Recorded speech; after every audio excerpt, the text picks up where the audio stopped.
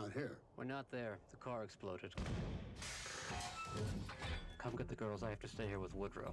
I'm not the chauffeur. I'm the grandfather. Where are you? Asteroid City, Farm Route 6, mile 75. Junior stargazers and space cadets. Each year we celebrate Asteroid Day, commemorating September 23rd, 3007 BC, when the arid plains meteorite made Earth impact. Hey, it's your pal, Gal.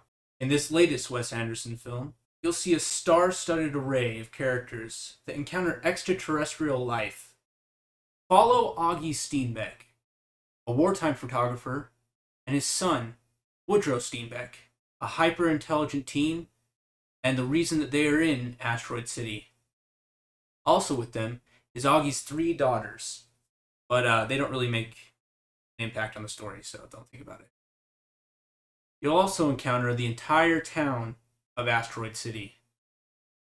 From Steve Carell's motel owner, an operator of many different machines that do a bunch of different things, and to Jeffrey Wright's character, 5-star General Griff Gibson, host of the Stargazer Awards, and many more characters who are in Asteroid City for the 1955 Stargazer Awards, a young space cadet program where the most intelligent teens in the country receive awards and accolades for their achievements. This ceremony takes place in a nearby observatory next to Asteroid City. But while they're at these awards, a UFO comes down to greet them. The entire thing is a creative Wes Anderson film with a Western UFO twang. A movie with a huge cast of characters and refreshing filmmaking. Look, I'll be honest, this movie is barely a sci-fi. I mean, there's a few scenes that make it sci-fi, honestly. Had all the makings of a fantastic Wes Anderson film. I mean, the unique color palette, the odd angles, the long single-take shots, and his specific visual style. The cool thing about this movie is he takes it in a different direction. There's quite a few scenes in this that are black and white and that have completely different aspect ratios, and it's really all about classic blocking and framing, lighting, all this stuff from like 40s noir films.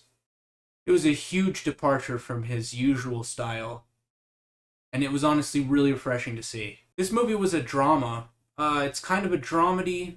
It was more like a whimsical drama. It was funny, but it was like mostly whimsical. Like I said earlier, it only had a few like science fiction-y kind of moments. Honestly, when I was going into this movie, I thought it was going to be like a classic 50s B movie, like some sort of spoof on that. It was not. It was definitely something completely different. This movie came off like it had some sort of personal touch from Wes Anderson. Like it was more of a passion project rather than, some blockbuster movie or whatever, Not like he does those things, but it was made like right after the pandemic, and apparently a lot of that influenced it when they were writing it. The movie has almost no extras, which makes it feel small and quiet, which adds to the tone a lot because it takes place in this quiet, small desert town. To be specific, it's the Arizona, Nevada, California desert is what they call it. And that's actually personal to me too, because I am from the Southwest and I've been into several towns that look so eerily similar to this place. Like they got the tone right. The lighting is good. It's harsh like the desert is. It's quiet and empty. I don't know. Which is really funny because it was actually filmed in Chinchon, Spain. It was filmed on this like flat plot of land where they brought in these miniature rocks and put them in the background, and they built a road and put all these collapsible breakaway sets that they make for Wes Anderson movies. It's really interesting. I would totally suggest checking out the Vanity Fair interview with his production designer. It's really, really interesting stuff. I mean, these sets literally like you can move the walls off of it and you can open them up and stuff like a dollhouse. And that's how they film a lot of these scenes in there. This movie was also exclusively filmed on a Kodak 35 millimeter, which gives it some soft film looking. I don't know how to describe it. It gives it a really good look. The whole movie comes off like a chipper, friendly cowboy, like something you'd see from the 50s, which is kind of fitting. Speaking about cowboys, the Western soundtrack is absolutely fantastic. I immediately recognize several great songs, and a bunch of new ones too, a bunch of good things.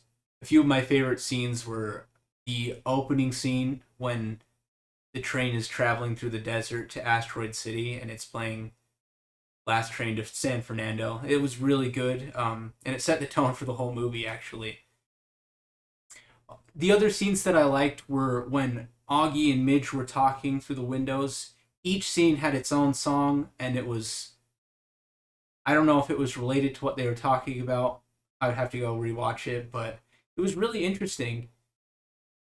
It gave each scene its own tone, even though they're the same shot, and some similar talking points each time, some similar dialogue each time. And it's always playing like really faintly in the background, like someone's playing it on a radio in the other room or something. There were also a few uses of other movies soundtracks in this, which was kind of interesting. I don't know. I've seen other movies do that before, but it fit in this one. And the "You Can't Wake Up" song was, I mean, interesting. Just interesting, you know. Let's get into spoiler alerts real quick. Spoiler alert! Spoiler alert! Okay,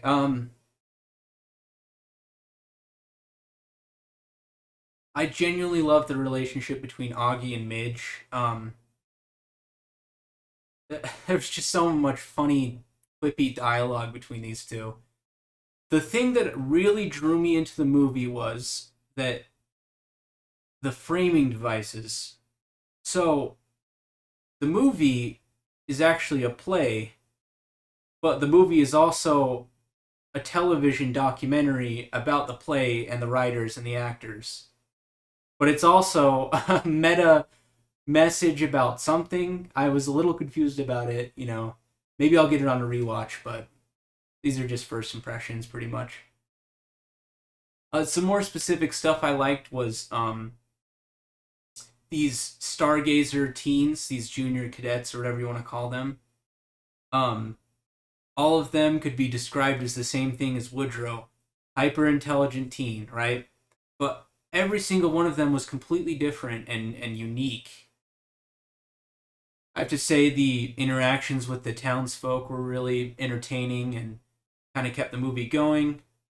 There were also several small celebrity cameos in this. I genuinely thought that a lot of these actors would be in the movie a lot more, but I'm glad that the way it came out. I like it.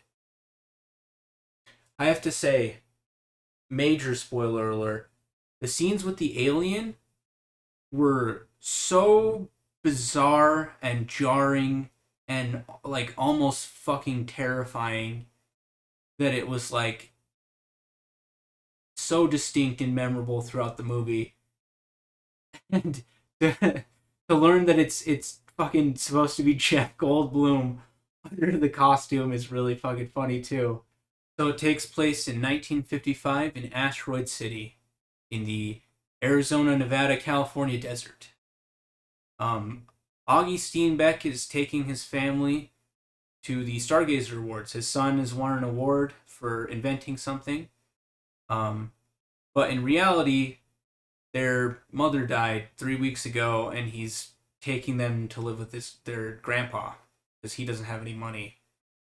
So basically, he's just lying to these kids. They don't know their mom is actually dead, and it's kind of depressing, but it's played off for laughs, so it's kind of funny. I don't know. You get to meet all the townsfolk of Asteroid City. There's the motel owner. There's a couple of scientists. the 5-star general guy. It was just really interesting. I don't know. Kind of running out of steam here. I'll just get to the recommendation. Gotta say, I completely recommend this movie to most people. I mean, I don't think everyone's gonna like it, but film buffs are gonna like it, and people who want to see something different are really gonna like it.